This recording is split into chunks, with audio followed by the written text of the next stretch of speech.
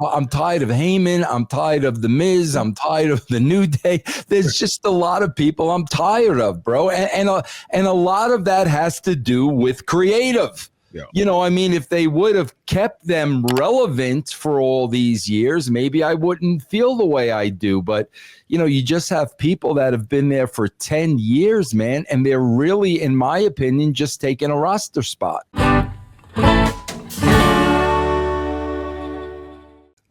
So let's start going down memory lane, ladies and gentlemen. It's been 10 years of the New Day. Speaking of Black World Champions, Kofi Kingston and Big E.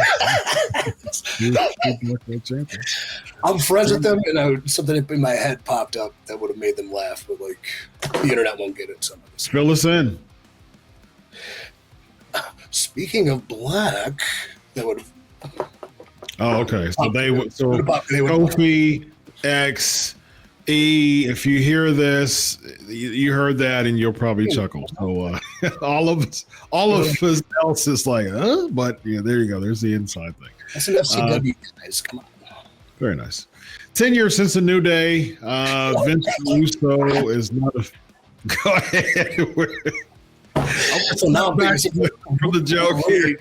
Oh, this would really pop Ian probably Woods, but I'm not going to name the old timer that was down there talking about kind of the subject we were talking about in a sense, but they were talking about territorial wrestling, and they're just like rattling off like, yeah, you know, so and so. I was like, you know, it was going to be hard to make a guy like Chicken Wing Johnson a world champion who was a fictitious wrestler in this old man's mind. Very nice. But like, he was bringing up an example, and I can remember vividly Woods going, what's his finishing move? The hot sauce? I don't know. Very nice, Chris. Very nice. You think you know all the wrestling stories? There's more you haven't heard yet. Join us on Backstage Pass. Ladies and gentlemen, 10 years of the New Day. Vince Russo was not a fan of the New Day, according to what I've told here. I don't know if you say you've not been a fan. You just think that their time.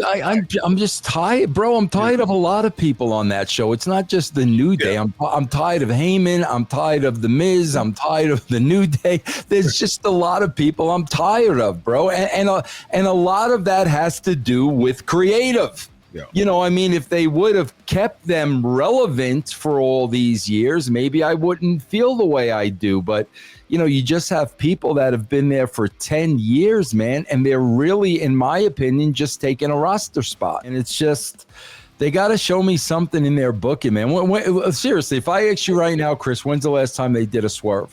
Can you something come to you immediately? No, that's what I'm talking about. Not a swerve. No. I can't think of it. I mean, Solo turning on Jimmy Uso probably right after Mania. That's probably the last thing I thought of. Yeah, kicked them out of the bloodline. You know, that's probably the first. That's the first thing I think of. That's not a lot. It's not a huge one, but that's the first one I think of. Yeah. EC3, what's your most memorable swerve, and what do you think about this New Day anniversary? The most memorable swerve is 98 Survivor Series. So, Vince Russo's masterclass. I mean, like you didn't see coming.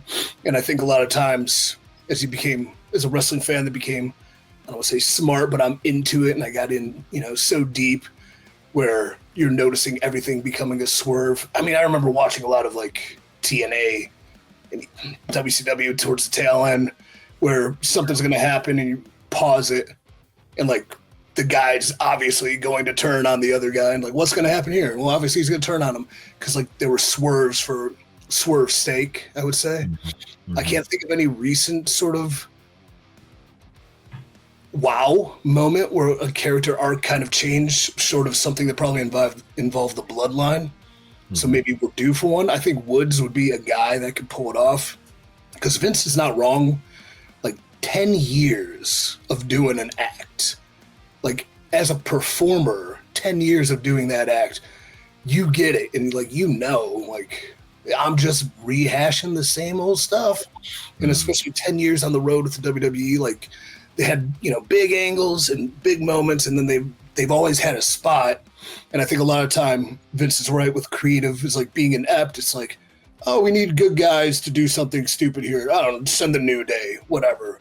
So that act can become worn thin when the creative behind it is lackluster, and they're just like, there's nothing the talent can do short of like what they're told. But I would also say those three talents, and especially a Woods, has probably been chomping at the bit, creatively pondering and evaluating what someday a big turn would be and how they can do like a master sort of class and like a whole reinvention and reignition of, I don't know, a new arc and a new evolution, so to speak. So I think Woods, the way you're describing it, a great villain is always justified in their means. The person playing it has to believe what they're doing is right, or then, oh, I'm just a bad guy. No, like, I'm justified. Why is Thanos such a great villain? Well, he's pretty logical, and everything he said kind of made sense. It's just not the way you want to do things, is it? So, genius and insanity, good and evil, there's that very thin line.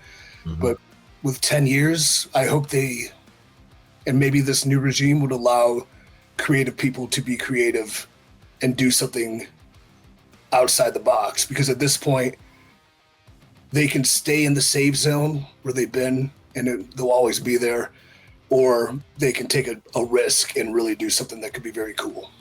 Yeah. Vince, do you think that a heel turn from Woods would even make him a main event level talent at all, ever?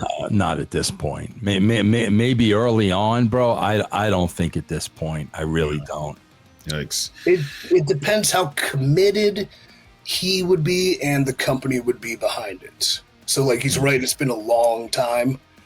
But I think if there was a true commitment to it, this dude has a chops to pull it off if everybody's all in. Gotcha.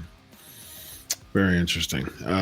He is the only one who hasn't been world champion in the New Day stable. So, we shall see where that leads us as far as the New Day is concerned. Comment below on your most memorable swerve, and we shall check that out.